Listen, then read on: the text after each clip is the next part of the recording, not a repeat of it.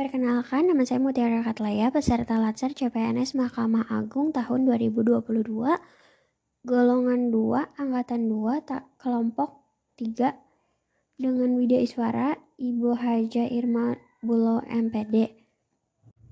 Pada kali ini saya akan membahas poin keempat dari berakhlak, yaitu harmonis. Harmonis merupakan kerjasama antara berbagai faktor dengan sedemikian rupa hingga faktor-faktor tersebut dapat menghasilkan suatu kesatuan. Contohnya, yang luhur menghargai setiap orang apapun latar belakangnya. Yang kedua, suka menolong orang lain. Yang ketiga, membangun lingkungan kerja yang kondusif.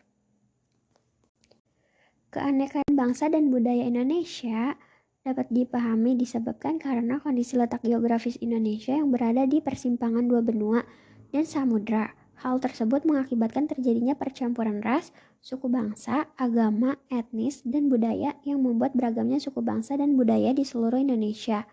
Keanekaragaman suku bangsa dan budaya membawa dampak terhadap kehidupan yang meliputi aspek-aspek seperti kesenian, religi, sistem pengetahuan, organisasi sosial, sistem ekonomi, sistem teknologi, dan juga bahasa. Dalam konsep dan teori mengenai nasionalisme kebangsaan, ada beberapa aliran besar. Yang pertama, perspektif modernis, yaitu memandang dunia pramodern berupa formasi politik yang heterogen, dilegitimasikan oleh prinsip dinasti, agama, ditandai dengan keragaman bahasa, budaya, batas teritorial yang cair dan terpenggal, serta stratifikasi sosial dan regional yang menjadi lenyap. Dan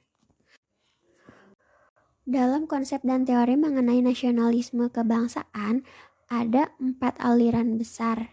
Itu perspektif modernis, yang kedua aliran primordialis, yang ketiga aliran perspektif perennialis, yang keempat aliran etosimbolis.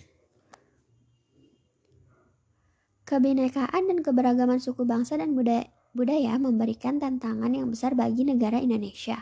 Wujud tantangan yang ada berupa keuntungan dan manfaat, yang antara lain berupa yang pertama, dapat mempererat tali persaudaraan, yang kedua menjadi aset wisata yang dapat menghasilkan pendapatan negara, yang ketiga memperkaya kebudayaan nasional, yang keempat sebagai identitas negara Indonesia di mata seluruh negara di dunia, yang kelima dapat dijadikan sebagai ikon pariwisata sehingga pariwisata dapat tertarik dan berkunjung di Indonesia. Potensi tantangan yang muncul dapat ditandai dengan beberapa hal sebagai berikut. Contohnya yang pertama, tidak adanya persamaan pandangan antar kelompok seperti perbedaan tujuan, cara melakukan sesuatu, dan sebagainya. Yang kedua, norma-norma sosial tidak berfungsi dengan baik sebagai alat mencapai tujuan. Yang ketiga, adanya pertentangan norma-norma dalam masyarakat sehingga menimbulkan kebingungan bagi masyarakat. Yang keempat, pemberlakuan sanksi terhadap pelanggar atas norma yang tidak tegas atau lemah. Sebagai pelayan publik, setiap pegawai ASN senantiasa bersikap adil dan tidak diskriminatif dalam memberikan pelayanan kepada masyarakat. Mereka harus bersikap profesional dan berintegritas dalam memberikan pelayanan. Tidak boleh mengejar keuntungan pribadi atau instansinya belaka, tetapi pelayanan harus diberikan dengan maksud memperdayakan masyarakat, menciptakan kesejahteraan masyarakat yang lebih baik. Untuk itu, integritas menjadi penting bagi setiap pegawai ASN. Senantiasa menjunjung tinggi nilai-nilai kejujuran, keadilan, tidak korupsi, transparan, akuntabel, dan memuaskan publik. Dalam menjalankan tugas pelayanan kepada masyarakat, ASN dituntut dapat mengatasi permasalahan keberagaman, bahkan menjadi unsur perekat bangsa dalam menjaga keutuhan Negara Kesatuan Republik Indonesia. Peran ASN dalam mewujudkan suasana dan budaya harmonis.